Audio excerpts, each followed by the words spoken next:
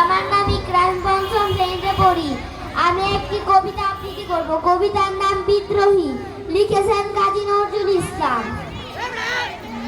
বলবি বল উন্নত মমশির, শির হারি আমারি নত শির ওই শিখর হিমাদ্রি। বলবি বল মহাবিশ্বের মহাকাশ পারি, চন্দ্র সূর্য গ্রহ তারা সারি, ভুলুক দুলুক গুলুক ফেদিয়া ক্ষুধার সমার দিয়া উঠিয়াছে চির বিস্ময় আমি বিশ্ব বিরাত্রী। মমলেটে রুদ্র ভগবান জলে রাজ রাজ দিকা দীপ্ত জয়শ্রী।